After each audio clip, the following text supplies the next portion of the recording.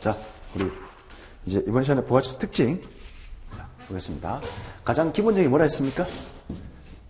사업자는 전단계 세액공제법에 따라서 매출이 있으면 10%, 매입세액을 해주어서 간접적으로 사업자가 창출한 부가가치에 대해서 세금을 내는 거죠. 우리가 납부세액이라고 부릅니다. 전단계 세액공제법.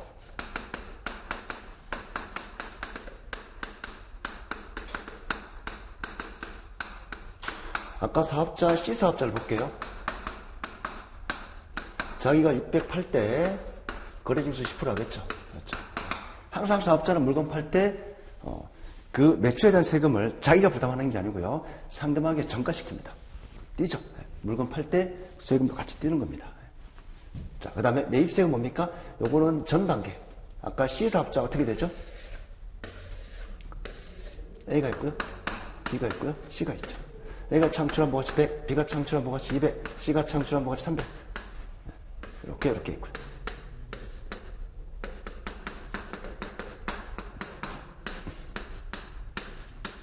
자, 그 다음에 매입세금 뭐죠? 전당에서 창출한 부가가치. 전부 다 뭡니까? 300이죠. 300. 300에 대한 30이죠. 이렇게 해서 G사업자는 매출에 대한 10%, 60을 거두고요. 매출세액은 전부 다 자기가 내는 게 아니고요. 상대방에 전가시키는 겁니다. 전가시키고 거두고요. 그 다음에 부가가치세법은 사업자가 부담하면 안 되니까 거래 징수당한 매입세액을 빼줍니다. 이렇게 해서 간접적으로 사업자가 창출한 부가가치에 대해서 세금을 계산하는 그런 방식. 이걸 우리가 전단계 세액공제법이랍니다. 전단계 세액공제법. 네. 이 30은 뭐죠? 여기가 물건에 300 팔았죠. 이렇게 되고요. 또는 전단계. A가 창출한 부가가치 100, B가 창출한 부가가치 200. 전단계 창출한 부가가치 300이죠. 여기에 대해서 빼준다는 겁니다. 자, 이렇게 해서 C가 창출한 부가가치 300에 30을 간접적으로 내고요. 그래서 내고 B는 공제받고, B는 거래징수하고 C가 공제받고, 내고 공제받고, 내고 공제받고. 이렇게 다단계 거래세 하는 이유는 탈세 방지. 그 정도 기억해 두면 되겠습니다. 자, 우리나라 부가가치세 특징. 첫 번째, 전단계 세액공제법. 매출이 있으면 무조건 10% 냅니다. 자기가 내는 게 아니고 상대방이 전가시켜서 빼줍니다.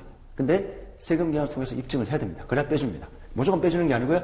세금 계산 속에서 입증을 해야 됩니다. 그렇기 때문에 탈세 방지에 아주 좋은 효과가 있다는 겁니다. 그 다음 국세. 국가가 관리합니다. 국가가 관리합니다. 지방자치단체, 부산, 대구, 광주, 지방을 관리하는 게 아니고 국가가 관리합니다. 주세, 그 다음에 개별소비세, 전부 다 국세입니다. 간접세죠. 간접세. 신고납부 누가예요? 사업자들이 하는 거죠. 최고는 부담은 누가? 소비자가. 간접세입니다. 간접세. 일반 소비세입니다. 법에서 우리 5장에서 배웁니다. 5장에서 특별히 요거는 세다. 부가가치세 부담시키지 말자. 면세되는 재화 또는 용역이다. 그렇게 열거한 것만 빼고 전부 다 10% 과세하는 그런 세목입니다. 이걸 일반 소비세랍니다. 일반 소비세. 최종 소비자에게 도달할 때까지 각 거래단계마다 뭘 내요? 부가가치세를 과세하죠. 각 거래단계마다. 소비지역 과세 원칙, 소비하는 나라에 부가가치세를 적용하자. 그 다음 물세입니다.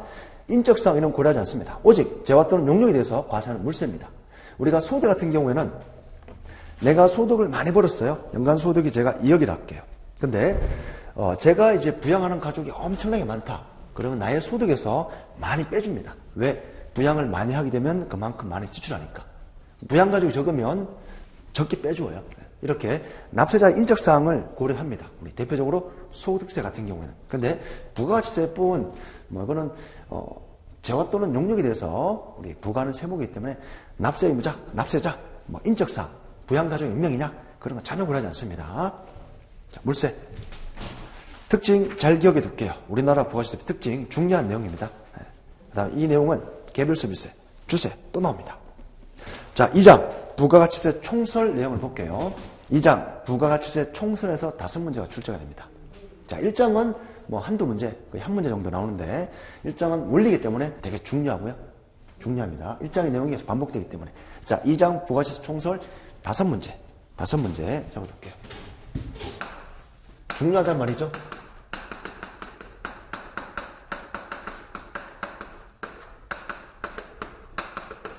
이 프리스쿨 과정에는 이제 가장 기본적인 내용만 제가 표시를 해놨습니다. 5문제.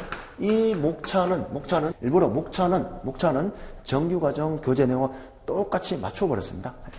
자, 2장 몇 문제? 5문제. 5장이 아니고요. 5문제입니다. 실제 두께는 많이 두껍지 않아요. 개별 수업에서의 5문제, 주세 5문제인데 그 개별 수업에서나 주세 양에 비해서 총설 양이 많지 않아요. 그러면 이 장은 확실하게 공부해야 되겠죠. 즉, 각 절마다 한 문제씩 나온다고 생각을 하셔야 됩니다. 몇 절로 되어 있습니까? 5절까지 있는데 각 절마다 한 문제씩 나온다고 생각하시고 꼼꼼하게 보셔야 됩니다. 자, 납수의 의무자 별표 되게 중요합니다. 첫 번째, 납수의 의무자. 매회 시험에 나옵니다. 매회 시험에 나옵니다. 왜? 워낙 기본적이고 중요한 내용이기 때문에. 부가가치세, 신고 납부 누가 하느냐? 사업자가 할 겁니다. 그러면 이런 사업자는 뭐냐? 납수의 의무자가 되게 중요합니다. 자, 첫 번째. 영리나 비영리를 불문합니다. 영리, 비영리 불문합니다. 자, 우리가 영리라는 표현은 이런 겁니다. 내가 수익사업을 하고 그 주인에게 돈을 나눠줘야 됩니다. 수익사업을 영위하고 그 번 돈, 이익 남은 걸 주주에게 주는 걸 우리가 영리 목적이라 해요. 영리 목적. 대표적으로 우리 삼성전자 있죠. 회사에서 돈 많이 벌면 남는 이익은 어떻게 해요? 주주들에게 배당을 하는 거죠. 이렇게 두 가지를 같이 해야만 우리 법에서는 영리 목적이랍니다. 비영리 목적이라는 것은 둘 중 하나가 없어요. 수익사업을 안 하거나 또는 주주 구성원에게 주지 않거나. 대표적으로 비영리가 뭐예요? 우리 국가가 되겠죠. 국가는 뭐 주주 배당이라는 게 없지 않습니까? 예. 근데 국가도 부가가치세 납수 의무자가 될 수가 있습니다. 대표적인 게 뭐가 있습니까? 여러분 KTX 타면 한번 타보시고요. 신용카드로 결제하고 자세히 보세요. 부가가치세가 있어요. 고속철도. 새마을이랑 무궁화는 면세입니다. 부가가치세를 과세하지 않습니다. 근데 KTX는 부가가치세가 있어요. 예. 있습니다. 부가가치세가 있다는 말은 국가도 납수 의무자가 될 수 있다는 말이죠. 왜 그럴까요? 영리, 비영리 불문한다. 왜 그렇겠습니까? 자, 우리 KTX는 뭐하고 경쟁할 수 있죠? 비행기하고 경쟁할 수 있잖아요. 대한항공, 아시아나항공, 우리 비행기나 항공기 타면 부가가치세가 있어요. 과세합니다. 그쪽 영리 목적으로 하기 때문에 영리 목적으로 하고 그 다음에 부가가치세 과세 요건을 갖추었기 때문에 과세를 해요. 근데 국가는 비영리 목적으로 합니다. 근데 국가가 운영하는 이 비행기하고 대체될 수 있는 KTX를 면세를 해버리면 어떤 사업자가 불리해요? 대한항공이 불리하죠. 그래서 국가도 납수 의무자가 될 수 있습니다. 또는 우리 부동산 임대라고 할게요. 상가를 임대를 해요. 근데 제가 임대해서 받으면 부가세를 과세해야 됩니다. 거래징수해야 됩니다. 근데 국가가 똑같은 건물 옆에다가 임대를 해요. 근데 국가가 운영하는 임대에는 부가가치세 과세하지 않으면 누가 불리해요? 제가 불리하죠. 똑같은 건물, 똑같은 구성원에 저도 임대사업하고 국가도 임대사업하는데 내 것만 과세하고 국가가 하는 거 과세하지 않으면 내가 훨씬 불리하잖아요. 그렇기 때문에 이런 과세 인분 때문에 부가가치세법은 영리, 비영리 불문합니다. 첫 번째, 영리, 비영리 불문합니다.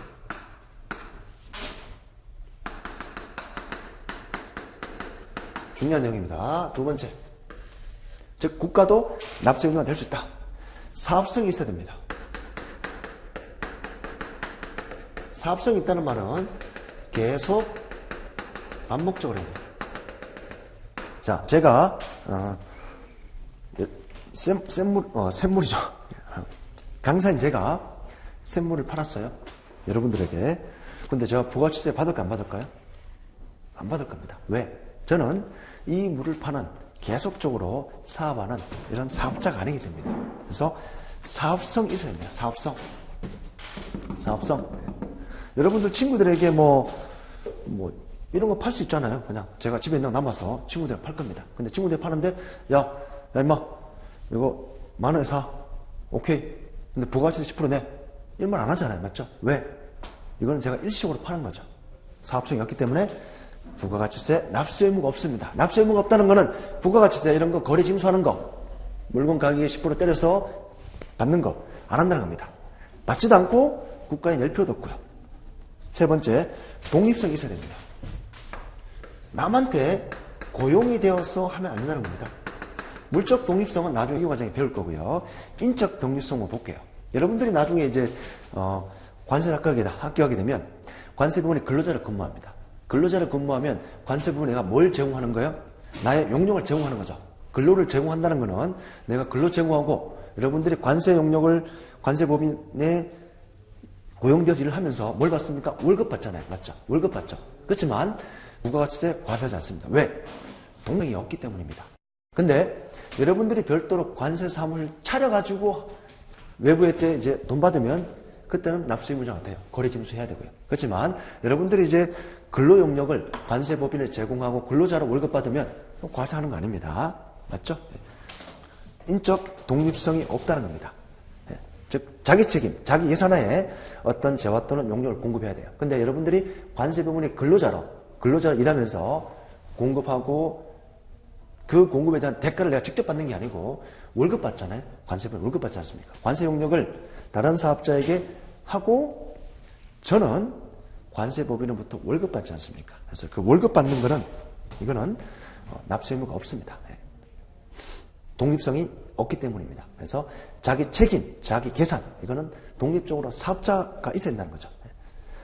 자, 그 다음에 네 번째 재화 또는 용역의 공급입니다.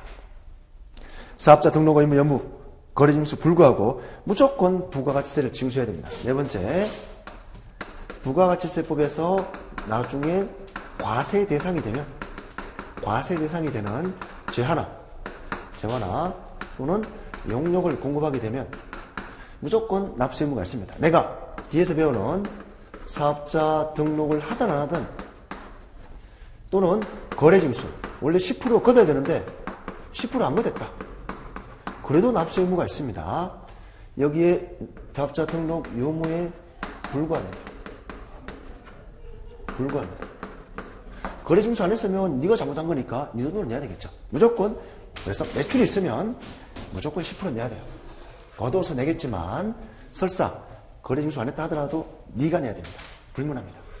사업자 등록 이렇게 사업자가 되기 위해서는 사업자 등록해야 되는데 안 했다 하더라도 이 요건을 충족하면 납세 의무가 있고 이런 것들 신고를 해야 된다는 거죠. 자, 그 내용입니다. 자, 첫 번째는 재화 용역의 공급에 대한 납세 의무자고요.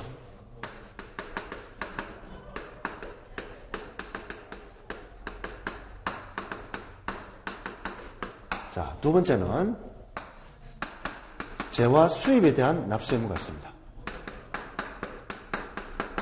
자, 여기는 기본적으로 사업자가 돼야 돼요. 사업자가 돼야 되고요. 그 다음에 국내에서 공급하는 거.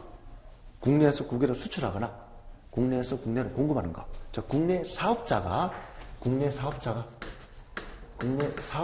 공급하는 재화 또는 용역에 대해서 납세 의무를 말하고 있는 거고요. 두 번째는 재화 수입에 대한 납세 의무가 있습니다. 자, 재화 수입 예를 들어 볼게요. 예를 들어 보겠습니다. 아까 한국 있고요. 미국 있다 할게요.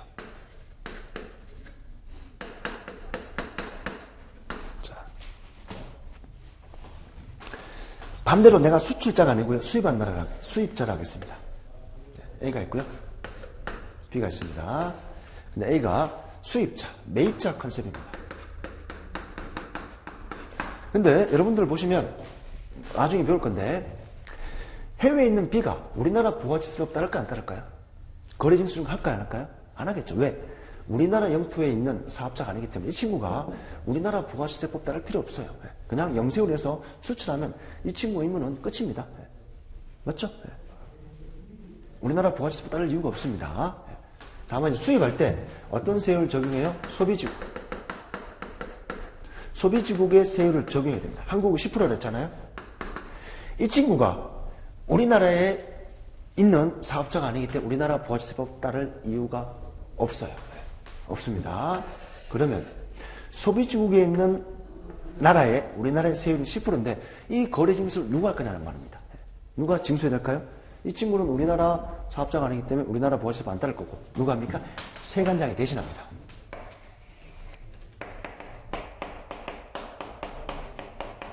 세관장이 대신합니다. 자, 이유는 알겠죠? 이유는 왜? B는 우리나라에 위치해 있는 사업자가 아니기 때문에 우리나라 부가세법 안 따를 거예요. 이렇게 신고하고 뭐 거래징수하고 이유가 없잖아요. 우리나라 영토가 아니기 때문에. 그래서 세관장이 이제 거래징수. 아까 우리 매출이 있으면 10% 떼야 되잖아요. 매출세 10% 떼야 되는데 이 친구가 매출자인데 이 친구가 안 할 거니까 누가 대신한 거면 세관장이 한다는 겁니다. 어떤 제를 정해서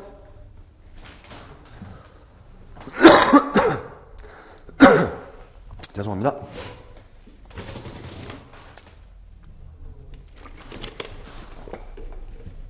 우리나라 부가가치세법을 적용해서 세관장이 대신 거래징수하는 거예요. 국외의 사업자를 대신해서 이 친구가 거래징수합니다. 그러면 세관장을 납세의무자가 되겠죠. 원칙적인 표현은. 근데 세관장을 납세의무자를 하기 좀 그렇잖아요. 세관장은 우리 세무사하고 똑같은 역할을 하죠. 세무사하고 유사한 역할을 하기 때문에 이 세관장을 세무서를 납세의무자를 하면 좀 그렇다는 겁니다. 그래서 이거는 예외적으로 납세의무자랍니다. 매입자를 납세의무자랍니다. 근데 매입자는 우리 국내에서 재화 또는 용역을 국내에서 국내든 국내에서 사업자는 이런 요건을 갖추고 사업성이 있어야 된다는 말은 사업자란 말이죠. 근데 이 매입자는 사업자가 아니어도 됩니다. 그래서 매입자 컨셉이기 때문에 공급자 컨셉이 아니기 때문에 이 재화 수입에 대한 납세 의무자는 사업자가 될 수도 있고요. 자, 비사업자가 될 수도 있습니다. 잘 보세요. 자, 근데 왜 용역의 수입에 대해서는 납세 의무가 없느냐? 여기는 재화 또는 용역인데 왜 용역 수입은 납세 의무가 없느냐? 용역의 수입은 눈에 보여요, 안 보여요? 국경을 넘어오기 때문에 용역의 수입은 눈에 안 보이기 때문에 이거는 우리 국가에서 과세권, 과세하기가 좀 어렵습니다. 실무적으로. 그래서 어렵기 때문에 용역의 수입은 아예 그냥 납세 의무도 없고요. 뒤에서 배우겠지만 과세 대상도 아닙니다. 자, 구분할게요. 재화 또는 용역의 공급, 이게 과세 대상이고요. 납세 의무자입니다. 사업자입니다. 국내 사업자 돼야 되고 공급자 컨셉이고요. 납세 의무자. 재화 수입은 실제로 거래징수한 역할을 세관장이 국외에 있는 공급자를 대신해서 거래징수하지만 세관장을 뭐 세무서와 유사한 거니까 세무서를 납세의무자를 하면 규정은 좀 그렇다는 겁니다. 그래서 이거는 예외적으로 매입자를 납세의무자로 규정하자. 근데 매입자는 사업자일 수도 있고 비사업자일 수도 있습니다. 왜? 매입자니까. 그래서 재화의 수입에 대한 납세의무는 재화를 수입하는 자, 매입자입니다. 문제 낼게요. 부가가치세 납세의무는 사업자만 가능하다. 맞는 표현입니까? 틀린 표현입니까? 틀린 표현이죠. 왜? 재화 수입은 사업자가 아니더라도 납세 의무가 있습니다. 왜? 매입자 컨셉이기 때문에 그렇습니다. 매입자 컨셉이기 때문에. 이렇게 정리해두고요. 용역의 수입은 없습니다. 왜? 용역 수입은 눈에 보이지 않기 때문에 과세거래로 보지 않기 때문에 납세 의무자 규정도 없는 거죠. 이렇게 대응시켜서 기억을 해두고요. 자, 1절 납세 의무자 아주 중요합니다. 자, 2절 과세기간도 뭐 아주 중요하고요. 그래서 뭐 2장에 나오는 총설에 나오는 내용은 다 중요하다고 보시면 됩니다. 우리가 신문 납부를 언제 할까? 자, 법인은 이렇게 규정하고 있습니다. 앞에 6개월을 1기라고요. 1월 1일부터 6월 30일 1기라고요. 7월 1일부터 12월 31일까지를 우리가 2기랍니다. 현행 부가치세법은 이렇게 6개월 단위로 해서 이거를 과세 기간으로 하고 있습니다. 즉 사업자가 여기라면 요 6개월에 일어난 거래를 신고납부하라는 겁니다. 매출세, 매입세. 요 2기 6개월에 대한 매출세, 매입세 일어났다는 것을 신고하라는 내용입니다. 자, 기본적으로 6개월 단위입니다. 1기, 2기. 자, 근데 이렇게 6개월마다 자, 신고 기한은 과세기간 끝난 후 7월 25일까지. 2개는 과세기간 끝난 후 25일까지. 1월 25일이죠. 과세기간 종료일부터 25일 이내에 부가가치세 신고도 하고 납부돼야 됩니다. 납부됩니다. 근데 이렇게 하면 국가 세금이 6개월 단위로 들어오니까 너무 늦죠? 그래서 3개월을 이걸 예정 신고 기간이라고 또 해요. 3개월 단위. 이 3개월을 예정 신고 기간으로 해서 이 3개월치를 미리 신고하는 겁니다. 이걸 예정 신고랍니다.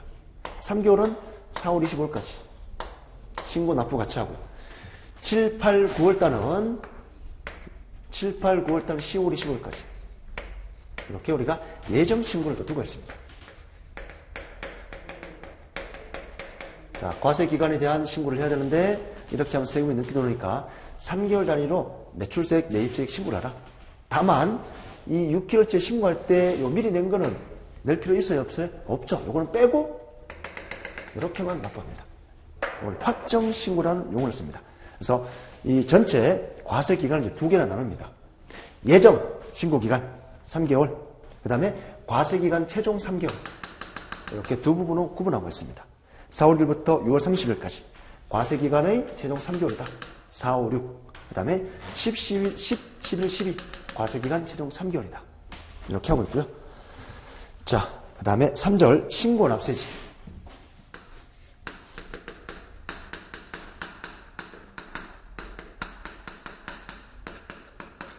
이렇게 우리 세금 걷은 걸 어디에 낼까? 어디에 낼까? 우리 전국의 세무서가 수십 개가 있어요. 수백 개가 있습니다. 각 지역마다. 자, 제가 사업장이 있습니다. 사업을 하는 장소가 사업장이죠. 거래의 일부 또는 전부를 행하는 장소. 사업. 자, 제가 이거 물건을 팔아요. 이걸 팝니다. 그러면 어디서 파느냐? 일반적으로 사업장이라고요. 여기가 만약에 경북 김천에 있을 수도 있고요. 경기도 뭐 광주에 있을 수도 있고요. 그 다음에 파주에 있을 수도 있습니다. 그러면 이거 세금 어디에 신고할까? 그리고 우리가 납세지라는 용어를 씁니다. 신고 납세지. 신고 납세지. 자, 사업장 있고요. 사업장 관할 세무서입니다. 사업장 관할 세무서. 예를 들어 파주에 내가 사업장이 있다. 물건을 파는 사업장이 있다. 그러면 파주 세무서에 신고합니다. 이걸 우리가 사업장별 과세 원칙이랍니다. 사업장별 과세 원칙이랍니다.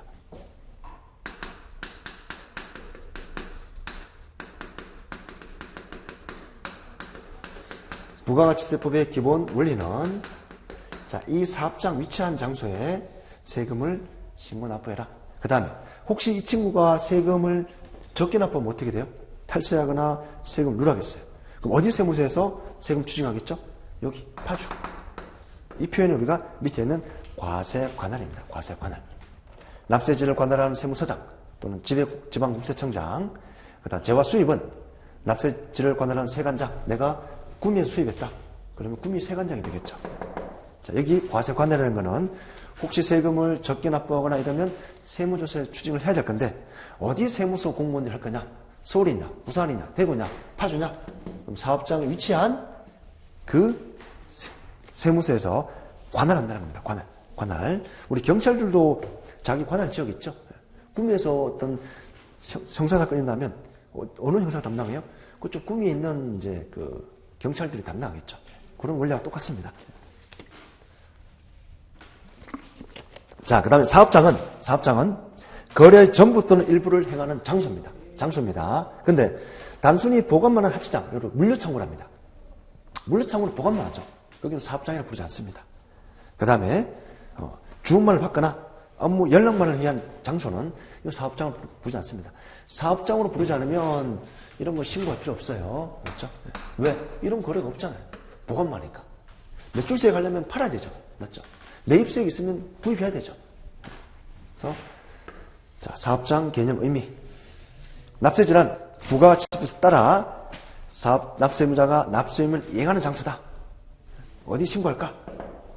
그 다음에 과세관청이 부가나 징수권을 행하는 장소다. 세금 잘못 신고하면 추징할 겁니다. 어디 관할 세무서 해야 되느냐?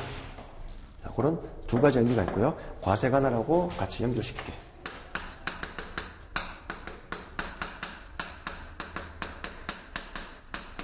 자, 사업자의 개념 했고요. 사업자의 개념이 뭐다? 거래의 전 못또는 일부를 행하는 장소를 사업장이란다. 네, 사업장이란다. 제가 본점이 있어요. 본점에서 이거 물건 팝니다. 근데 대구, 부산, 광주에 지점을 내서 지점에서 물건 팔아요. 거기도 전부 다 사업장이겠죠. 자, 5절 사업자 등록.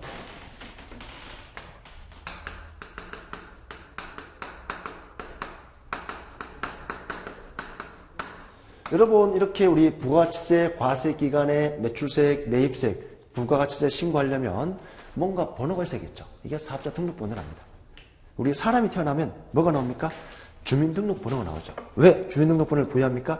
오직 그 사람만 이 번호를 가지고 있고 그 사람의 신분에 대한 것을 국가에서 관리하기 위함입니다. 사망 또는 뭐 결혼 이런 기타 등등 그 사람 신분에 대해서 국가에서 관리하기 위해서 주민등록 번호를 부여를 합니다. 사업자 등록번호도 마찬가지입니다. 이런 부가가치세법에 대한 의무를 하고 잘못하면 국가에서 추징하기 위해서 오직 그 사람만 가지고 있는 번호를 부여하는 것을 사업자 등록번호랍니다. 사업자 등록을 하라는 겁니다. 국가에서 부여를 해주겠다. 관리하기 위해서. 자, 사업자 등록이란 부가가치세법에 납세 의무가 있는 사업자의 상호, 인적사항 밑에 있죠? 사업자 등록증을 신청하면 사업자 등록증을 발부를 해줘요. 어떤 게 들어갑니까? 상호가 들어가고요. 성명이 있고요. 사업장 어디에 소재하는지 들어가고요. 6번에 사업의 종류는 뭐냐? 업태는 뭐냐? 제조업이냐? 어떤 물건 파느냐? 휴대폰 파느냐? 그런 것들. 자, 그 다음에 뭐 이렇게 이메일, 면허일, 세무서장 도장 찍어줍니다. 교부 사유는 뭐 신규 사업을 개설했다. 혹시 공동사업을 했느냐? 그런 것들 쭉 내용 나옵니다. 자, 원칙. 첫 번째죠. 사업장마다 언제까지 신청해야 돼요? 사업장마다 사업 개시일로부터 사업장마다 사업 개시일로부터 언제까지? 20일 이내에 신청을 해야 됩니다. 중요합니다. 기본 내용이에요. 개시하면 20일 이내에 너 신청해라. 안 하면 벌금 때립니다. 국가에서. 근데 신규 사업자는 사업 개시일 전에도 가능합니다. 자, 제가 지금 계속 사업을 하고 있어요. 근데 부산에 지점을 하나 내려고 그래요. 그러면 계속 사업자니까 부산 지점 개시일부터 20일 이내 사업자 등록하고요. 근데 제가 처음으로 서울과 부산에 신규 사업을 내려고 합니다. 그럼 어디? 20일 이내에 해야 되는데 신규 사업자이기 때문에 개시일 전에도 미리 신청이 가능하다는 겁니다. 자, 신규 사업자 개시일 이전에도 가능. 하나 적어두고요. 그래서 각 사업장별이 원칙이다. A가 있고 B가 있고 C가 있다. 서울에 본점이 있고 우리 BC 지방에 지점이 있어요. 여러분들 우리 프랜차이즈 보게 되면 분점 있잖아요. 분점. 네. 자, 여기가 종로였고요. 저희의 분점을 자, 여기를 구미에 하나 냈고요. 그 다음에 김천에 하나 냈고요. 그 다음에 뭐 전주에 하나 냈다고요. 여기서 이제 물건 팔고 사업을 하는 겁니다. 네. 그러면 이런 사업자 등록은 어디에다가 다 따로따로 해라. 사업장별로 하고 모든 부가가치세법 의무 지금 쭉 배웁니다. 신고납부, 과세기간 신고납부 이런 전체 부가가치세 의무를 각 사업장별로 따로 하는 게 원칙이고 이걸 우리가 사업장별 과세원칙이라는 용어를 씁니다. 사업장별 과세원칙이다. 예외가 있습니다. 사업자 단위. 자, 원칙 예외. 사업자 단위란 말은 내가 4개의 사업장, 본점이 있고 지점이 있지만 그냥 따로 하지 말고 사업자는 너 한 명이지 않느냐? 맞죠? 사업자는 한 명이죠. 내가 다 4개를 운영하는 겁니다. 어디에서 신청해라? 본점에서만 신청해라. 그 한 개 번호로 다 같이 써라. 모든 신고 납부를 어디에 써라? 종로 세무서에 해라. 이게 사업자 단위 과세 제도입니다. 본점은 우리가 법인일 때 본점이라는 용어를 쓰고요. 주사무소는 개인 사업자 할 때. 자, 본점 또는 주사무소. 개인 사업자면 주사무소. 이 법인, 개인은 주사무소, 분사무소 용어를 쓰고요. 그 다음에 우리 법인은 본점, 지점이라는 용어를 씁니다. 어디에서 해라? 본점에서 사업자 등록 신청하고 사업자 번호 받고 한 개 번호 받아라. 사업장별 과세원칙이면 번호가 다 틀립니다. 다 사업장별로 따로 모든 의무를 여기다가 따로따로 다 합니다. 국민세무서, 김천세무서, 변리세무서. 근데 사업자 단위 과세로 신청하게 되면 부가가치세법의 모든 의무를 사업자 등록 번호도 본점 하나로 4개 다 공동을 쓰고 여기서 발생한 매출세, 매입세 전부 다 어디 된다? 본점 관할하는 종로 세무세 단위입니다. 이걸 뭐라 부른다? 사업자 단위 과세 제도랍니다. 자, 이번 시간 여기까지 하고요. 2장 상당히 중요합니다. 다음 시간에 3장 가도록 하겠습니다.